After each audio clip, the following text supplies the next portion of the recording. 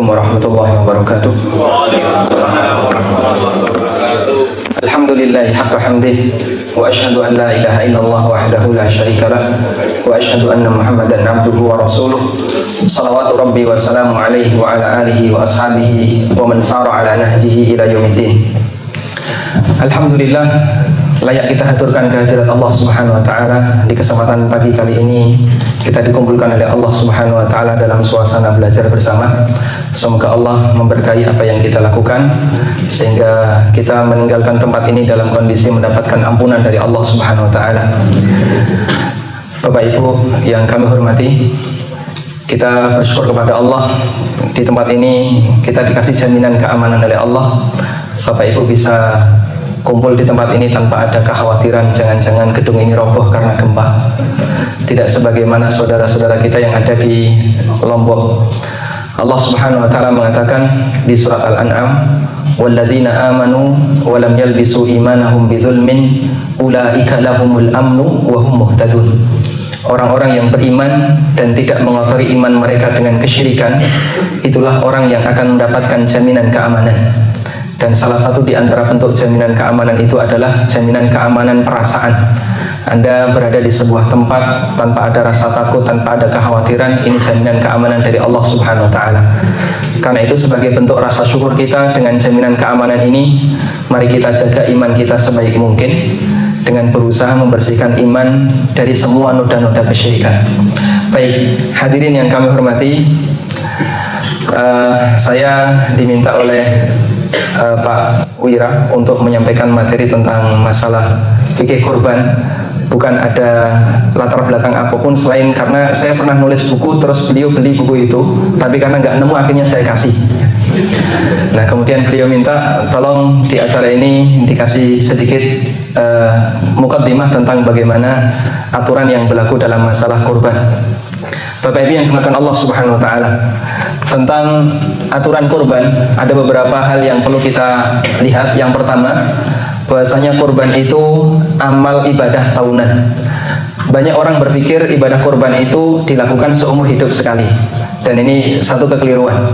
Makanya sering kita jumpai ada orang berkorban atas nama bapak tahun ini, atas nama ibu tahun depan, kemudian anak pertama, anak kedua, anak ketiga. Setelah semua selesai dalam satu keluarga dikurbankan, habis berarti ya. Akhirnya mereka tidak kurban lagi, bertahun-tahun nggak kurban, karena beranggapan masing-masing sudah pernah berkorban. Dan ini anggapan yang keliru. Allah Subhanahu wa taala berfirman dalam Al-Qur'an, "Inna a'tainakal kautsar fashalli li rabbika wanhar." Sesungguhnya aku telah menyediakan kepadamu telaga Kautsar, karena itu kerjakanlah salat dan sembelihlah korban.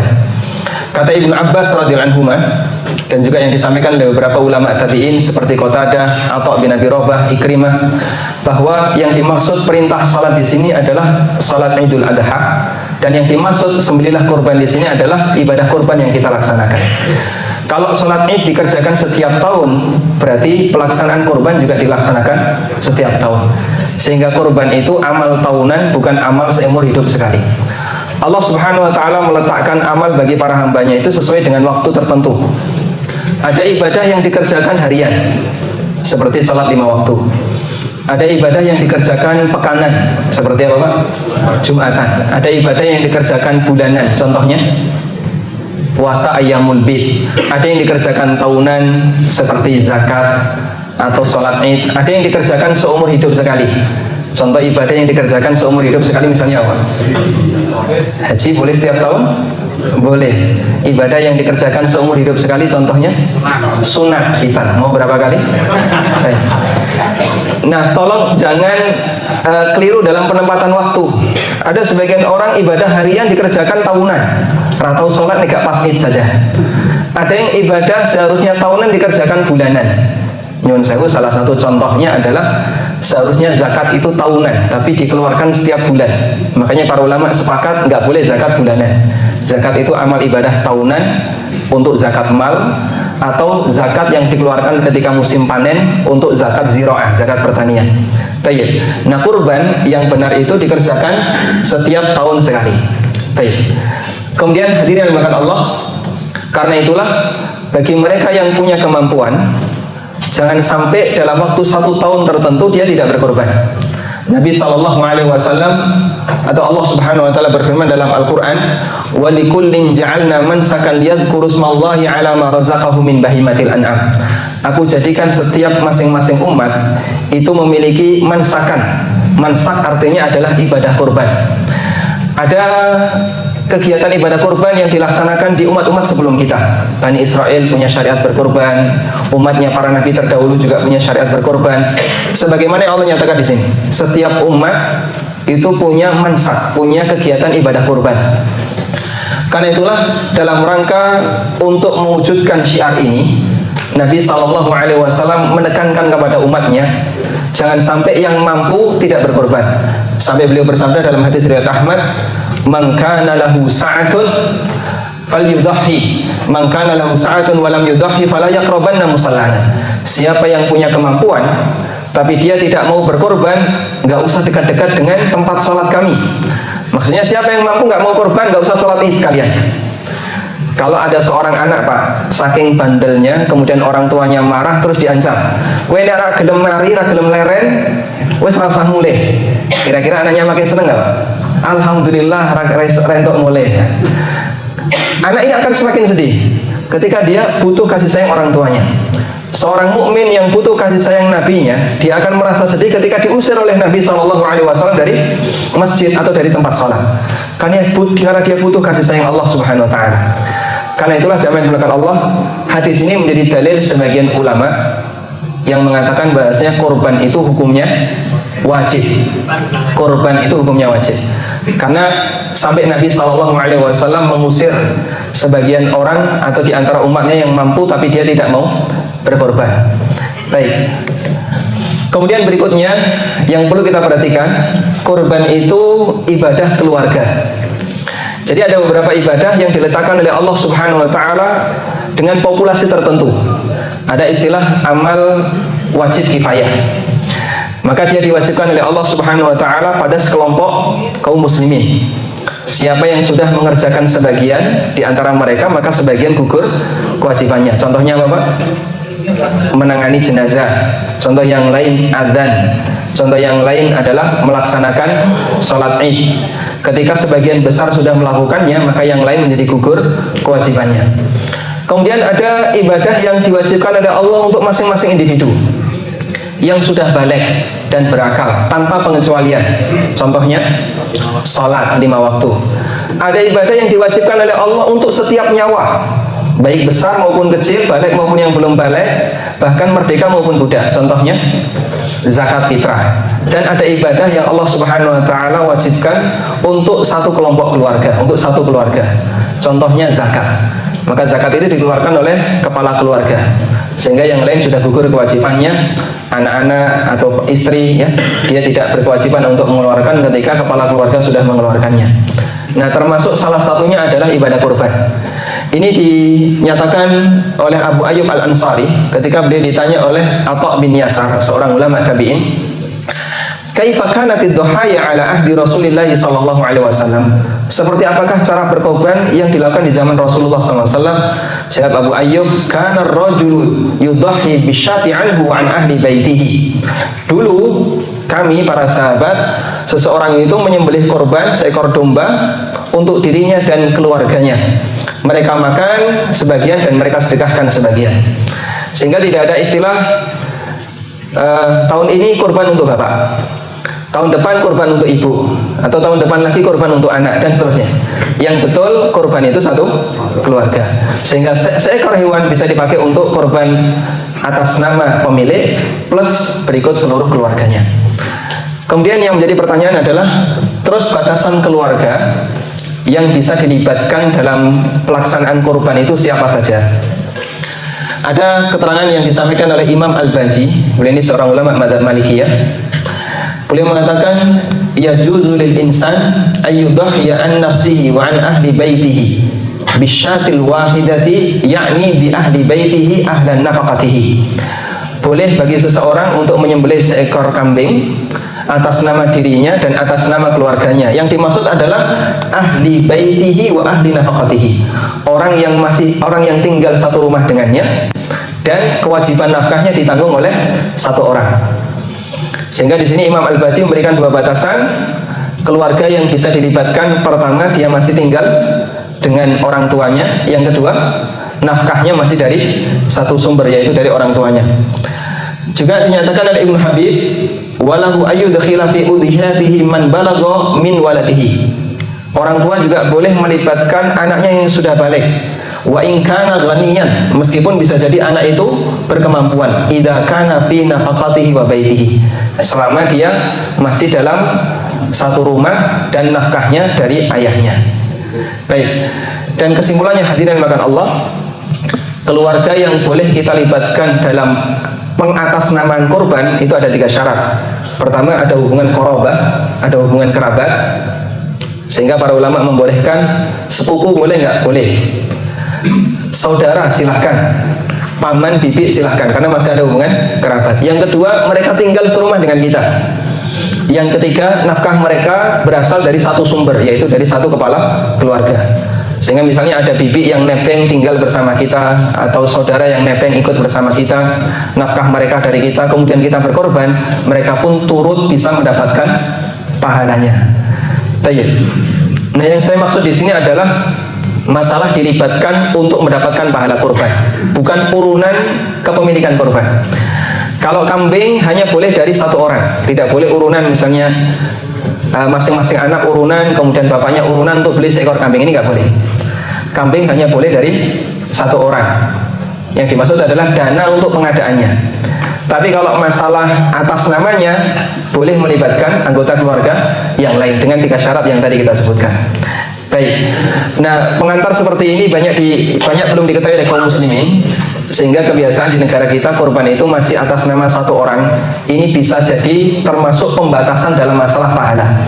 Sangat disayangkan hadirin kalau kurban hanya atas nama bapak saja atau ibu saja, sementara keluarga yang lain, anggota keluarga yang lain tidak dilibatkan, berarti pahalanya hanya mencakup untuk satu orang. Padahal kebiasaan Nabi SAW ketika beliau berkorban, beliau pada saat menyembelih mengucapkan Bismillah Allahu Akbar, Allahumma hadha anni wa an ahli baiti. Bismillah Allahu Akbar, ya Allah ini korban atas namaku dan atas nama seluruh keluargaku. Baik. Karena itulah kesimpulan yang ingin kita sampaikan ini ya. Idealnya jumlah hewan kurban di masyarakat itu sama dengan jumlah kakak muslim yang mampu. Karena tadi kita punya pengantar, kurban itu wajib bagi mereka yang mampu, dan ini tugas per kakak. Berarti idealnya jumlah hewan kurban di masing-masing masjid adalah sejumlah kakak yang ada di sekitar masjid itu. Maka kalau misalnya Bapak Ibu ingin mensurvei berapa jumlah kurban di sini, jawabannya sama dengan jumlah kakak yang ada di sini. Kalau seperti ini bisa terjadi di lingkungan Bapak Ibu, berarti kesadaran masyarakat dalam berkorban sudah mulai meningkat. Cuman sangat disayangkan ya, umumnya jumlah kakak dengan jumlah korban banyak mana Pak? Banyak jumlah korban ya, banyak jumlah kakaknya. Mungkin cuma 30% saja yang korban, itu pun sudah alhamdulillah banyak sekali. Sehingga kalau dalam sebuah lingkungan masyarakat, mereka yang berkorban jauh lebih sedikit dibandingkan jumlah kakaknya, berarti kesadaran korbannya masih rendah. Nah, kita mengkampanyekan kurban dengan cara seperti ini. Bahasanya kurban itu amal ibadah tahunan, dia tugas untuk setiap kakak bagi yang mampu. Dengan cara ini semoga populasi kurban lebih meningkat dibandingkan populasi jumlah kakak yang ada di masyarakat kita. Cuma sangat disayangkan ya, nek tuku rokok mampu 20.000 per hari Pak ya, kali 356 berapa? 7 jutaan. Itu bisa dipakai korban 2 nama ya, urunan sapi 2 kali. Tapi kalau disuruh korban orang gelem ya. Maka korban itu mampu tapi tidak mau, beda dengan poligami, mau tapi tidak mampu. Baik. Kemudian hadirin yang dengan Allah Subhanahu wa taala, kita akan mengukur kurban minimalis. Ada sebagian orang yang tanya begini, saya punya dana tapi terbatas, sehingga kalau saya mau terlibat korban, saya mau berkorban, kira-kira harga minimal yang bisa saya upayakan itu berapa? Ada beberapa kriteria hewan korban yang secara umum ini lebih murah dibandingkan umumnya yang dilakukan oleh masyarakat. Pertama ini, kurban itu tidak harus jantan. Dia boleh menggunakan hewan betina. Makanya para ulama mengatakan termasuk di antara cacat yang nggak ngefek dalam kurban adalah kurban dengan hewan bunting. Artinya hewan bunting itu bisa dipakai untuk berkorban, dan adanya buntingan dalam perutnya ini tidak menyebabkan nilai pahalanya menjadi berkurang atau kurbannya menjadi makruh atau bahkan dilarang. Nah, dalil tegas masalah itu adalah pernyataan dari Ummu Kurzin, di mana Rasulullah SAW pernah bersabda menjelaskan tentang akikah. Beliau mengatakan, anil gulami syatani wa anil jariyati syatun la yadurrukum dhukranan kunna au inatha. Untuk anak laki-laki akikahnya 2 kambing, untuk anak perempuan akikahnya 1 kambing. Nggak jadi masalah apakah mau pakai kambing jantan atau kambing betina. Menyimpulkan dari pernyataan ini, Imam Asy-Syairazi, salah seorang ulama dalam mazhab Syafi'i, penulis kitab Al-Muhadzab, yang kitab ini dikasih syarah penjelasan oleh An-Nawawi menjadi Al-Majmu' Syarhul Muhadzab, salah satu di antara kitab rujukan mazhab Syafi'iyah. Kata Asy-Syairazi, jika dibolehkan menggunakan hewan betina untuk akikah berdasarkan hadis di atas, berarti ini menunjukkan bolehnya berkorban dengan hewan betina. Karena secara umum hukum yang berlaku dalam korban juga berlaku dalam akikah. Yang berlaku dalam akikah juga berlaku dalam korban. Kaidah mengatakan ma thabata fil udhiyah thabata fil akikah wa bil aks. Apa yang berlaku dalam kurban juga berlaku dalam akikah. Baik. Ini tidak mengajarkan kita untuk pelit ketika beribadah ya. Cuman ini solusi bagi mereka yang ingin berkorban, mengajari masyarakat barangkali ada yang mau latihan korban tapi dananya terbatas. Anda bisa sampaikan kambing betina boleh. Saya pernah praktek seperti ini Pak, korban dengan kambing betina. Nah, ketika saya setorkan ke masjid, alhamdulillah nggak ketahuan. Baru ketahuan ketika dikeleti Pak. Tukang lainnya bingung, ki luntung ini di barang loh. Tak beli nih. Baik, padahal aslinya itu kambing betina. Kemudian yang kedua, kriteria berikutnya yang ini bisa lebih murah adalah untuk gembel domba boleh di usia 6 bulan, yang diistilahkan dengan jada'atul dha'ni, gembel di usia jada'ah. Tentang bolehnya menyembelih jada'ah disebutkan dalam hadis riwayat Ahmad dari Ummu Bilal radhiyallahu anha. Rasulullah sallallahu alaihi wasallam bersabda, "Dhahu bil jada'i minad dha'ni fa innahu jaiz." Silahkan menyembelih dengan jada'ah dari jenis gembel karena ini jaizun, ini boleh. Cuman ulama berbeda pendapat. Karena menurut istilah Arab hewan itu kan berkelas ya. Ada jada'ah. Jada'ah itu usia di bawah musinnah. Usia di bawah musinnah. Atasnya jada'ah, kakaknya jada'ah namanya musinnah. Nah, musinnah disebut musinnah dari kata sinnun. Sinnun itu artinya gigi. Makanya ada istilah musinnah karena hewan musinnah itu biasanya untune wis poel ya. Disebut musinnah karena giginya sudah poel. Baik. Nah, musinnah untuk masing-masing binatang itu beda. Untuk kambing, usia musinnah itu ada yang mengatakan 2 tahun untuk kambing. Sehingga kalau belum 2 tahun, belum musinnah. Sedangkan untuk sapi sama dengan kambing 2 tahun. Ada yang mengatakan 3 tahun. Untuk onta lebih tua lagi, yaitu 5 tahun. Dan musinnah ini ulama sepakat boleh dipakai untuk berkorban. Kemudian yang kedua, jada'ah. Jada'ah ini hanya boleh untuk gembel. Sedangkan untuk kambing Jawa, karena kambing itu ada ad-dha'n, ada ma'iz. Ma'iz itu kambing Jawa, ad-dha'n kambing gembel. Untuk ma'iz harus musinnah, jada'ah nggak boleh. Nah, kalau ma'iz harus musinnah, jika kita mengikuti pendapat yang mengatakan 2 tahun, berarti minimal kambing Jawa itu usianya 2 tahun. Dan jika kita mengambil pendapat yang mengatakan boleh 1 tahun, maka boleh menggunakan kambing Jawa 1 tahun. Nah, untuk jada'ah, jada'ah ini berbeda karena dia adiknya musinnah. Menurut mayoritas ahli bahasa, domba jada'ah itu adalah domba yang usianya 1 tahun menurut mayoritas ahli bahasa. Sementara sebagian ahli bahasa mengatakan domba jada'ah usianya 6 bulan atau 7 bulan. 6 bulan jalan 7 bulan. Genap 6 bulan menuju usia 7 bulan. Sehingga di sini belum poel Pak, dia masih ya kambing muda ya. Dia masih kambing muda. Cuman ada khilaf di sini.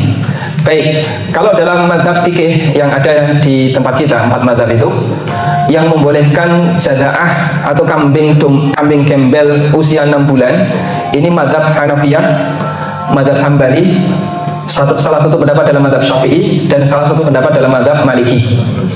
Sedangkan yang tidak membolehkan itu mazhab Malikiyah, pendapat resmi dalam mazhab Syafi'iyah, dan pendapat yang diambil oleh Ibnu Hazm Al-Andalusi. Tayyib. Kalau sekiranya kita menimbang dua mazhab ini dengan tetap menghargai khilaf, memang secara pribadi saya lebih cenderung memilih pendapat yang kedua, bahasanya jaza'ah itu usia minimalnya 1 tahun, karena ini adalah pendapat jumhur ahli lughah, mayoritas ahli bahasa, dan istilah bahasa itu dikembalikan kepada ahlinya. Kalau mayoritas ahli bahasa mengatakan jaza'ah 1 tahun, berarti insya Allah ini yang lebih mendekati. Meskipun kita menghargai kalau misalnya ada sebagian masyarakat yang lebih memilih pendapat yang kedua, bahasanya domba jaza'ah itu boleh di usia 6 bulan, kita persilahkan, karena banyak ulama yang berpendapat demikian. Tayyib hadirin melakukan Allah. Jadi yang saya sampaikan ini hanya sebatas pertimbangan untuk melihat nilai hewan kurban dengan harga yang paling minimal. Barangkali nanti bisa disampaikan kepada masyarakat yang tertarik untuk latihan kurban sementara dana terbatas, silahkan pakai yang seperti ini. Gembel wedok usia 6 bulan, harganya berapa? 500. Saya susuk ya. 500 boleh? Boleh? Boleh ya? Baik, nanti langsung dihabisi sama panitia. Direbutan. Cuma tidak mengajarkan kepada mereka untuk nyari yang seperti ini. Semakin sempurna makin bagus. Karena yang namanya kurban itu syiar agama Islam. Allah Subhanahu wa taala berfirman, "Wal budna ja'alna lakum min sya'airillah, lakum fiha khair." Hewan kurban itu Allah jadikan sebagai bagian dari syiar agama Allah, dan kalian mendapatkan kebaikan di sana. Dan Allah mengatakan, "Wa may yu'azzim sya'airallahi fa innaha min taqwal qulub." Orang yang mengagungkan syiar agama Allah ini bagian dari ketakwaan hati. Maka berkorban dengan biaya yang lebih mahal, perjuangan yang lebih banyak, insya Allah nanti pahalanya lebih besar. Baik. Kemudian ada 3 hal yang perlu kita bedakan di sini hadirin terkait masalah kurban. Yang pertama adalah aturan penyembelihan, yang kedua aturan kurban, yang ketiga aturan pemanfaatan kurban. Ini 3 hal yang berbeda. Maksud saya begini, kalau orang berkorban menyembelihnya batal, apakah kurbannya sah? Ketika orang berkorban menyembelihnya batal, kurbannya sah atau tidak? Menyembelihnya batal, pasti kurbannya batal.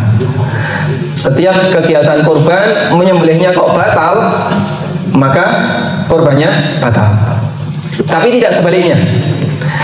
Jika kurbannya batal, apakah menyembelihnya batal? Belum tentu. Dan bisa jadi tidak batal. Contoh, ada orang menyembelih hewan, tapi binatangnya ini tidak memenuhi kriteria kurban yang syar'i. Misalnya, ada salah satu cacat yang menyebabkan batal untuk dikorbankan. Di antaranya adalah pincang. Ketika disembelih, nyembelihnya bagus, sesuai dengan syariat. Boleh nggak hewan ini dimakan?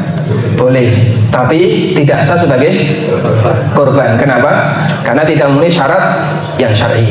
Baik, contoh yang paling banyak kita jumpai di masyarakat, ada orang kafir ikut nyumbang hewan korban. Itu boleh nggak Pak diterima Pak? Boleh atau nggak diterima? Jawabannya, silahkan disembelih, tapi bukan korban. Ya ide-ide mau nyumbang daging, nanti dipakai untuk makan-makan panitia. Hanya saja dia tidak boleh diikutkan urunan sapi. Ya, kalau diikutkan urunan sapi nggak boleh. Sehingga kalau ada orang kafir, saya mau ikut nyumbang, silahkan dibelikan kambing. Karena kalau sapi nggak boleh. Kenapa? 7 orang yang terlibat dalam kegiatan menyembelih sapi itu semuanya harus punya niat ibadah. Kalau salah satu tidak punya niat ibadah, dan jelas yang namanya orang kafir tidak punya niat seperti ini, maka ini menyebabkan sapinya tidak sah untuk dijadikan hewan korban. Dan ini insya Allah pendapat yang lebih mendekati. Meskipun ada sebagian ulama yang membolehkan, misalnya salah satu peserta berniat untuk walimah misalnya, dia tidak ingin berkorban tapi dia ingin mengambil dagingnya untuk kegiatan walimah dia, ada sebagian yang membolehkan. Tapi yang benar 7 orang ini semuanya harus punya niat ibadah, sehingga ketika orang kafir dilibatkan di situ maka hukumnya tidak boleh kecuali jika dia nyumbang dibelikan dengan seekor kambing. Tayyib. Kemudian berikutnya mengenai pemanfaatan kurban. Jadi kurban itu selesai setelah penyembelihan, sampai hewan itu mati maka kurban itu sudah selesai. Maksud saya begini, jika terjadi benturan maslahat pemanfaatan dengan maslahat kegiatan kurban, mana yang harus didahulukan? Contoh, sekarang sedang ada musibah gempa, kaum muslimin yang ada di Lombok banyak membutuhkan bantuan. Mana kira-kira yang lebih afdol? Mana kira-kira yang lebih afdol? Sedekah untuk korban gempa ataukah menggunakan dananya untuk berkorban? Sama-sama korban, Pak ya. Yang satu untuk korban gempa, yang satu untuk korban hewan. Mana yang lebih afdol? Menggunakan dana korban ini untuk disalurkan ke Lombok sehingga nanti berubah jadi bahan bangunan, atau yang kedua menggunakan dana ini untuk berkorban? Dua-duanya ya. Kalau bisa dua-duanya lakukan dua-duanya. Kalau bisa dua-duanya lakukan dua-duanya. Tapi kalau dananya terbatas, mana yang lebih afdal? Lombok lebih afdal ya. Panitia korbannya bubar nanti Pak. Karena semua masyarakat dihimbau untuk donasi Lombok, nggak ada korban di Jawa nanti. Baik, hadirin yang dimuliakan Allah Subhanahu wa taala. Di zaman Nabi Shallallahu alaihi wasallam pernah terjadi maja'ah, musim paceklik. Orang kekurangan makanan. Dan ketika itu terjadi, solusi yang beliau berikan bukan mengalihkan dana kurban untuk beli gandum agar bisa disalurkan untuk nyumbang mereka yang mengalami kelaparan, tapi yang beliau lakukan adalah lanjutkan berkorban. Hanya saja beliau ngasih batasan, daging korban tidak boleh bertahan selama 3 hari. Maka korban ketika tahun itu hanya boleh di tanggal 10, 11, 12 semuanya sudah habis disembelih. Tanggal 13 nggak boleh disisakan. Baik. Termasuk juga yang disimpan harus semuanya sudah dibagikan, sehingga orang hanya cukup makan seberapa begitu, selesai, nggak boleh di kulkas, semuanya harus disalurkan. Ini terjadi di zaman Nabi SAW. Makanya kalau kita ditanya ketika ada 2 maslahat seperti ini, mana yang harus diutamakan? Jawabannya adalah maslahat yang lebih sesuai dengan syiar itu yang lebih didahulukan. Dan nanti masalah penyalurannya bisa dikirim keluar. Kita sangat mendukung program kurban kaleng ya. Ada beberapa misalnya lembaga yang dia mengumpulkan daging hewan kemudian dikaleng dengan proses tertentu terus dikirim ke daerah-daerah yang minim bantuan. Ini mungkin sangat bagus untuk bisa dilaksanakan, meskipun kalau dari sisi biaya bisa jadi butuh lebih banyak. Tapi kalau kaum muslimin bisa kerjasama seperti ini, insya Allah Pak, yang namanya daging kaleng bisa dijadikan sebagai pengganti mie instan untuk mengislamkan orang yang masuk Kristen gara-gara mie instan Pak. Jadi kristenisasi itu kan rata-rata pakai Indomie, pakai mie ya. Kita bisa islamisasi pakai daging. Lebih menarik mana Pak? Daging. Nah. Cuman karena kurang maksimal ya mau numpuk ning kulkase wong Jogja. Tapi tidak menyebar keluar. Kadang ada satu rumah dapat 5 kilo, dapat 10 kilo harga apa? Mau di bakso disimpan setahun rantai, korban berikutnya daging masih sisa. Nah kita menyayangkan seperti ini, penyabarannya kurang maksimal. Karena itulah zaman belakang Allah kita perlu ingat, memperhatikan kesempurnaan kurban itu lebih diutamakan dibandingkan memperhatikan masalah penyebaran. Allah Subhanahu wa taala berfirman, la yanalallaha luhumuha wala dima'uha walakin yanaluhu taqwa minkum. Yang sampai kepada Allah bukan dagingnya, bukan darahnya, namun takwa kalian. Sehingga ketika orang itu melaksanakan ibadah kurban semakin sempurna mendekati sunnah, maka pahalanya semakin besar. Bisa menyembelih sendiri atau minimal menyaksikan proses penyembelihan, kemudian juga makan sebagian dagingnya. Ini semuanya bagian dari sunnah yang kita ditekankan untuk melakukannya. Kalaupun misalnya tidak memungkinkan karena di daerah lain sangat membutuhkan dan itu bisa berbahaya jika kita tidak memberikan sumbangan, maka mengalihkan dana ini sebagian tidak jadi masalah. Tapi karena pertimbangan yang lain. Baik, selanjutnya di sini saya akan menyebutkan beberapa syarat menyembelih yang syar'i. Singkat saja. Pertama, orang yang menyembelih harus mampu berniat untuk menyembelih, dan syaratnya dua, harus mumayyiz dan berakal. Maka orang gila nggak boleh, atau anak kecil yang belum berakal nggak boleh. Kemudian yang kedua, orang yang menyembelih harus muslim atau ahli kitab. Tapi khusus untuk kurban harus muslim, karena di situ ada niat ibadah khusus. Tapi kalau selain kurban, ahli kitab boleh.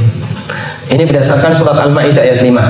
Al-yawma uhilla lakumut thayyibat wa ta'amul ladzina utul kitaba halal lakum wa ta'amukum halal lahum.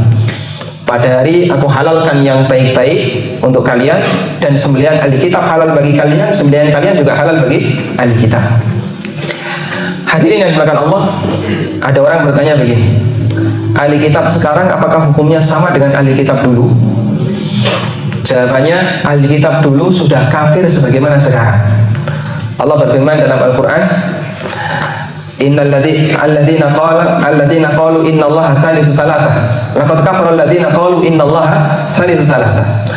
Orang yang mengatakan Allah itu trinitas, bagian dari trinitas, dia telah kafir. Ini Allah turunkan di surat Al-Maidah. Dan di surat yang sama Allah menjelaskan sembelihan orang ahli kitab halal. Berarti ahli kitab sejak masa silam sudah kafir. Di zaman Nabi SAW ahli kitab itu sudah kafir. Sehingga ahli kitab dulu dan sekarang nggak ada bedanya, semuanya kafir. Sepanjang dia beragama Nasrani, ahli kitab, maka sembelihannya masuk dalam kategori ayat ini, yaitu dihalalkan oleh Allah Subhanahu Wa Taala. Kemudian yang ketiga, ketika melukai hewan punya maksud untuk menyembelih. Jika melukai hewan bukan untuk maksud menyembelih, maka tidak halal dimakan. Misalnya untuk membela diri, ada kambing nyeruduk, terus kita bawa tombak, ditombak, mati dia, boleh nggak dimakan? Nggak boleh. Berikutnya, apakah disyariatkan harus niat untuk dimakan? Nah, di sini ulama khilaf. Misalnya ya, ada orang niat menyembelih, tapi dengan tujuan untuk praktikum menyembelih. Berarti niat awalnya apa? Bukan untuk dimakan, tapi untuk praktikum menyembelih, atau untuk ditunjukkan kepada para peserta pelatihan ini bagaimana cara menyembelih yang syar'i. Nah, niat yang menyembelih hanya untuk menunjukkan seperti inilah cara menyembelih. Bolehkah hewan ini dimakan? Ulama beda pendapat. Ada yang mengatakan hewan seperti ini nggak boleh dimakan. Dia menyembelih dengan niat menyembelih, tapi tidak ada niat untuk dikonsumsi. Ini berdasarkan hadis di mana Nabi SAW pernah mengatakan, "Ma min insanin qatala usfuran, fama fawqaha bi ghairi haqqiha illa sa'anahu Allahu azza wa jalla anha." Jika ada orang yang menyembelih seekor burung atau yang lebih kecil dari itu tanpa hak yang benar, tanpa alasan yang benar, maka akan dimintai pertanggungjawaban ketika di hari kiamat. Kemudian sahabat bertanya, apa haknya ya Rasulullah? Kata beliau, yadbahuha fayakuluha. Dia menyembelih dengan tujuan untuk dimakan. Maka menyembelih dengan tujuan untuk penelitian, untuk praktikum. Nanti sisa dagingnya tidak boleh dimakan. Menurut pendapat yang lebih kuat, dan ini pendapat yang disampaikan oleh Ibnu Aqil. Tayyib. Maka nanti katanya ada praktek menyembelih kambing ya, Pak Soni. Betul ya. Berarti Pak Soni dipesani tolong ini niatkan untuk dikonsumsi ya. Bukan sebatas untuk pertunjukan. Kalau niatnya menyembelih hanya untuk pertunjukan seperti ini cara menyembelih yang syar'i, mati yang wis dikubur, Pak. Bondone panitia tambah ya.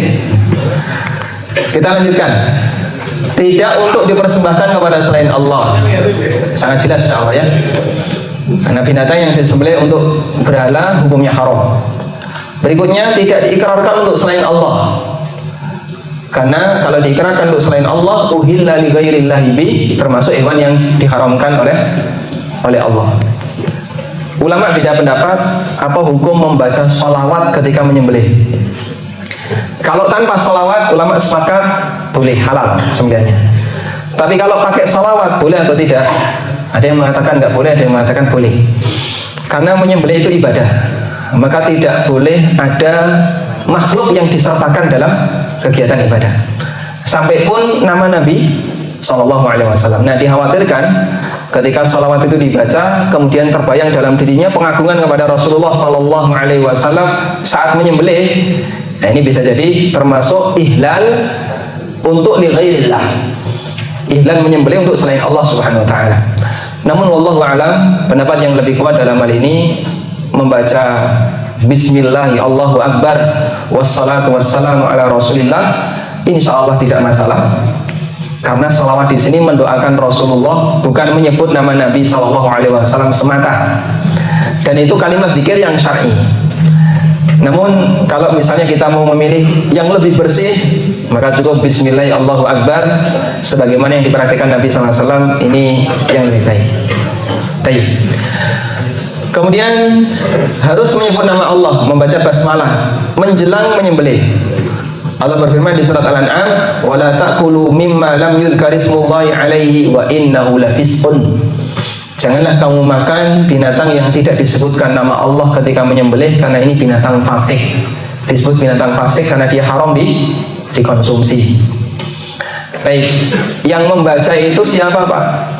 Saya pernah melihat ada orang menyembelih sapi, jagal ya. Mungkin karena jagalnya ini nggak bisa baca Quran, Pak.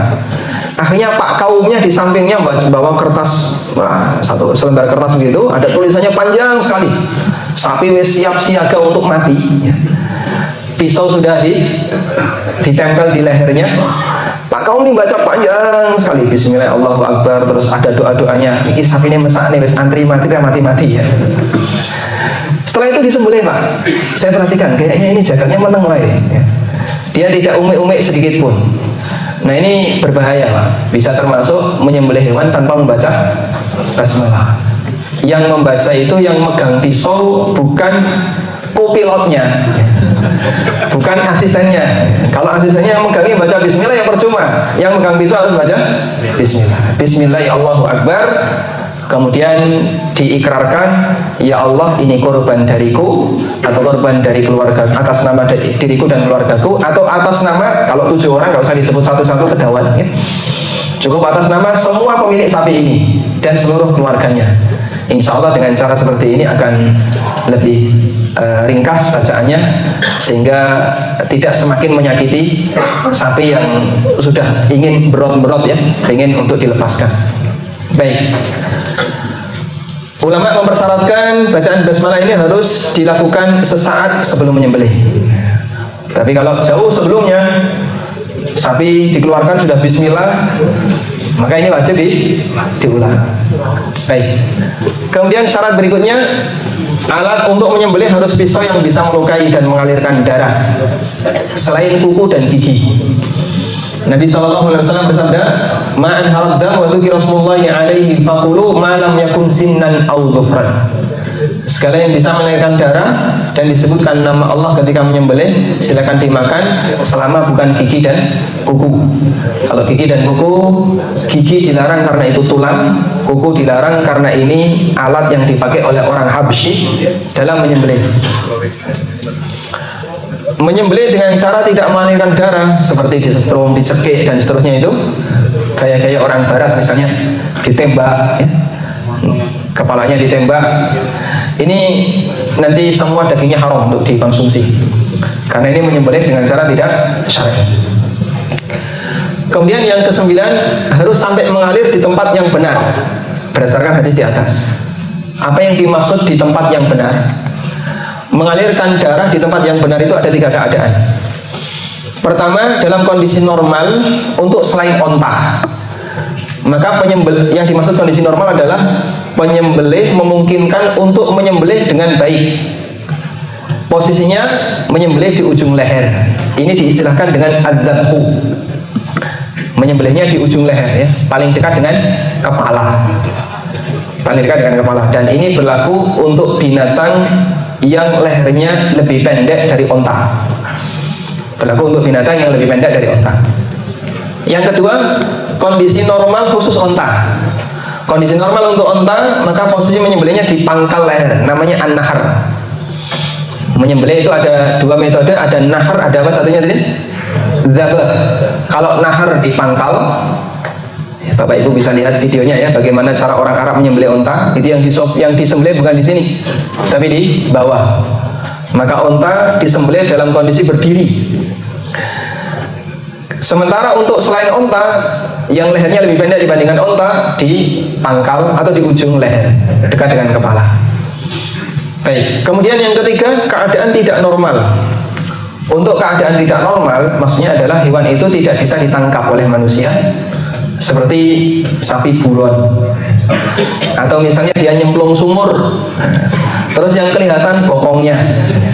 Nah ini kalau mau disembelih kepalanya atau disembelih di lehernya, susah nanti, kudu nyemplung sumur dulu, mati loro malahnya sapi ini kalau saya nyembelih. Nah kalau sudah terjadi seperti ini, maka menggunakan metode soid, metode berburu. Nah metode berburu itu kena apapun terserah, yang penting mengeluarkan darah dan bisa mematikan. Bisa dengan ditembak ya, bisa dengan ditombak atau dipanah, yang penting pokoknya mematikan. Ada banyak kasus sapi mlebu jurang. Kalau dia nggak bisa dinaikkan, nggak bisa diselamatkan, juga kalau menyelamatkan bisa bahaya, ikut nyemplung nanti malah ya gendut karo sapi nih. Maka bisa menggunakan metode yang kedua, yaitu dengan cara apa? Diburu ya, digunakan metode berburu. Metode berburu itu bisa pakai senjata apapun dan bisa mengenai bagian apapun. Selama dia bisa melukai, kemudian dia mati karena luka itu, maka hukumnya nanti halal untuk dimakan. Khusus untuk binatang yang tidak bisa disembelih dalam kondisi normal. Baik. Di sini saya tambahkan tentang syarat menyembelih yang sah untuk kondisi normal. Kata Imam Abdul Aziz bin Baz, ada 3 keadaan di situ, 3 keadaan. Pertama, terputusnya tenggorokan, kerongkongan, dan 2 urat leher. Ini adalah keadaan yang terbaik. Jika terputus 4 hal ini, maka sembelihannya halal menurut semua ulama, ijma ulama. Tenggorokan, saluran udara, kerongkongan, saluran makanan, dan 2 urat leher yang berada di samping kanan kiri. Makanya ketika menyembelih itu pisaunya diputar ya, pisaunya diputar agar 2 urat leher yang ada di samping kanan kirinya ini terputus. Nanti akan sangat berbeda debit darah yang keluar ketika yang terputus cuman tenggorokan, kerongkongan, sementara 2 urat lehernya masih utuh. Itu darah yang keluar cuma sedikit, Pak. Tapi begitu kanan kirinya ini putus, nanti ngocor banyak sekali darahnya, dan itu yang mempercepat dia untuk mati. Nah mungkin salah satu di antara sebab berarti sembelih kok tangi, nah itu di antaranya adalah karena urat lehernya tidak putus. Berikutnya, terputusnya tenggorokan, kerongkongan, dan salah satu urat leher. Kata beliau, sembelihannya benar, halal, dan boleh dimakan meskipun keadaan ini derajatnya di bawah kondisi pertama. Ini kurang sempurna. Yang berikutnya, ketika terputusnya tenggorokan dan kerongkongan saja tanpa urat leher. Sebagian ulama berpendapat bahwasanya sembelihannya halal, meskipun ada yang lain yang mengatakan tidak halal. Sehingga biar lebih aman, kita di posisi tidak ragu, sepakat dinilai halal oleh para ulama. 3 hal yang belum putus ya: tenggorokan, kerongkongan, salah satu urat leher. Nah kalau ini ulama sepakat halal. Yang lebih sempurna 2 urat leher. Baik.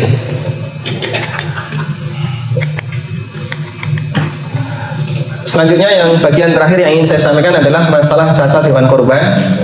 Cacat hewan kurban ada 3 macam. Pertama, cacat yang menyebabkan tidak sah untuk kurban. Hanya 4 saja. Dan 4 ini berdasarkan nas hadis dari Bara' bin Azib radhiyallahu anhu, di mana Rasulullah SAW pernah berisyarat dengan tangannya. Beliau begini. Beliau berisyarat dengan tangannya, mengisyaratkan angka 4. Beliau mengatakan arba'atun la yujzi'an. Ada 4 cacat yang menyebabkan hewan itu tidak sah. Yang pertama, al-aura'u al-bayyin auruha. Buta sebelah dan jelas butanya. Atau yang lebih parah dibandingkan itu. Berarti kalau buta sebelah nggak boleh, buta dua-duanya boleh nggak? Ya? Yang nggak boleh kan buta sebelah. Kalau buta dua-duanya lebih parah. Yang kedua, al-maridatu al-bayyinu maraduha. Yang sakit dan jelas sakitnya. Ketiga, al-arja'u al-bayyinu dhal'uha, yang pincang jelas pincangnya. Dan al-kasiratu allati la tunqa, dan yang sangat kurus seolah-olah dia tidak punya sumsum. Baik, ini keterangannya. Buta sebelah yang jelas butanya, maksudnya adalah jelas butanya menurut orang yang melihat, bukan menurut kambing, bukan menurut hewannya. Sehingga misalnya ya, ahli sapi melihat sapi ini nggak buta, tapi mungkin dia rabun, mungkin dia ada sedikit cacat di mata, tapi tidak sampai buta sebelah. Menurut mantri kesehatannya, menurut mantri sapinya. Tapi menurut sapinya, gandeng raiso ngomong, ya, jadi aku ini wis picek sebelah. Cuman dia nggak bisa mengutarakan maksudnya. Boleh nggak untuk dikorbankan? Boleh, karena tidak jelas menurut yang melihat, bukan menurut hewannya. Karena itulah para ulama mengatakan hewan rabun boleh dikorbankan, karena ini belum sampai pada batas buta. Yang kedua, sakit yang jelas sakitnya. Jika sakitnya belum jelas, misalnya kelihatan sehat, padahal aslinya jenahku yang bergesi, tapi rakondo, maka ini masih boleh untuk dijadikan sebagai hewan korban. Yang berikutnya, pincang dan tampak jelas pincangnya. Yang dimaksud adalah dia tidak bisa berjalan normal. Kalau batasan yang diberikan oleh para ulama, jika dia jalan bareng kawan-kawannya paling belakang ketinggalan karena pincang, maka ini tidak boleh dijadikan sebagai hewan korban. Tapi kalau dia pincang bisa lari, ya gitu pincang ya. Meskipun bisa jadi aslinya dia sakit kakinya. Baik. Kemudian yang kedua, cacat yang menyebabkan makruh dikorbankan. Terdapat hadis yang menyatakan larangan berkorban dengan cacat di telinga, telinganya sobek, atau telinganya kecil sebelah, atau telinganya misalnya terputus. Kemudian juga tanduknya yang pecah, tanduknya patah sebagian. Ini hadisnya dhaif, karena itu para ulama tidak menjadikannya sebagai dalil, namun mereka menggolongkan ini sebagai cacat yang bisa menyebabkan korban itu menjadi makruh, bisa menyebabkan korbannya menjadi makruh. Kemudian yang ketiga adalah cacat yang tidak berpengaruh pada status hewan, meskipun kurang sempurna. Dan ini adalah selain dari 6 cacat yang tadi disebutkan, misalnya ompong, tidak berekor, bunting, dan seterusnya, masih sah dipakai untuk hewan, dijadikan sebagai korban, tapi kurang sempurna. Baik, hadirin yang dimuliakan Allah Subhanahu wa taala, mengambil yang lebih sempurna tentu saja yang paling baik. Tapi kalau misalnya menjumpai yang seperti ini, bukan berarti bahasanya kita boleh menilai kalau hewan ini batal untuk dikorbankan, tergantung seperti apakah jenis cacatnya. Tayyib, mungkin itu yang bisa kita sampaikan. Semoga apa yang kita pelajari bermanfaat. Terima kasih atas perhatian dari Bapak Ibu semuanya, dan terutama bagi Dekan Fakultas Kedokteran Hewan dan berikut yang mewakili yang telah menyediakan kami tempat untuk belajar. Semoga Allah Subhanahu wa taala yang memberikan balasan. Kami tidak bisa memberikan balasan apapun selain ucapkan jazakumullahu khairan. Semoga Allah Subhanahu wa taala memberi manfaat untuk apa yang kita upayakan. Wassallallahu ala nabiyyina Muhammadin wa ala alihi wa sahbihi wasallam. Wa akhiru da'wana alhamdulillahi rabbil alamin.